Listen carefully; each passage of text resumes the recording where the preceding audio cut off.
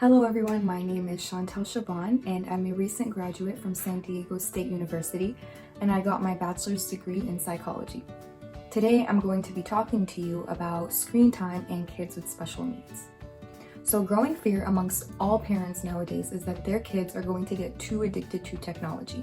No matter how much they try to distance them from technology, it seems like there's no escape. Even kids themselves nowadays seem to levitate towards technology before they're able to speak. Parents with kids who have Autism Spectrum Disorder may have additional fears due to the characteristics and behaviors of the disorder that put their children at a higher risk than typically developing children. These characteristics and behaviors include things like limited social skills, limited communication skills, trouble sleeping, and repetitive behavior loops that may get the kids dependent on devices in a very unhealthy manner. So these are all very valid fears, especially since there seems to be no escape from all this stuff. However, it's really important that we remember the positive side to technology. If we begin to reclaim screen time, we can actually use it to our kids' advantage. If done right, screen time can be very educational and even support your kids' social development. So today I'm going to be listing some ways in which you can administer screen time in a beneficial manner. So tip number 1 is to monitor what your child is watching and make sure it is informative. Videos and games that require your child to interact with them rather than just sit and stare can help your child's brain and motor skills move. Apps like Autism are a great example. They offer an array of interactive games such as playing musical instruments, practicing senses and emotions, drawing shapes, and coloring. Tip number 2 is that kids work well with repetition and routine. So instead of using screen time as a distraction, try to have a consistent daily schedule for screen time.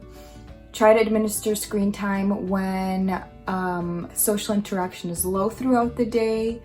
Maybe reward the child with screen time after they've demonstrated good behavior.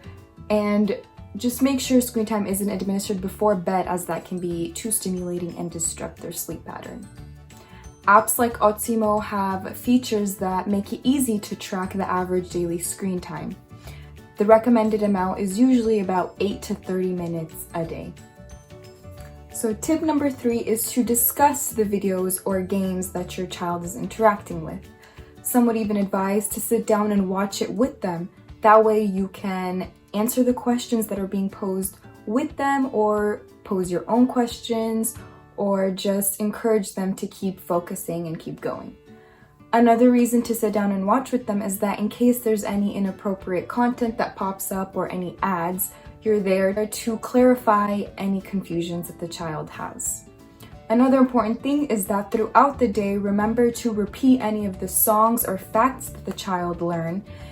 That way you can make a more meaningful connection with the content and apply it to the child's real world. And in that way, they will remember all the things that they learned. Last but not least, tip number 4 is to just fuel your kids with a bunch of outdoor activities, indoor activities, games, playtime, just so that screen time can naturally by itself decrease and the child can be distracted from any of that. That way, when you do administer screen time, it'll be for such a limited window and during a very relaxed time period of their day. So this brings us to the end of our video, and I know managing these things can be hard and sometimes even easier said than done, but catching these things early on and staying persistent can help us to make the best of this situation.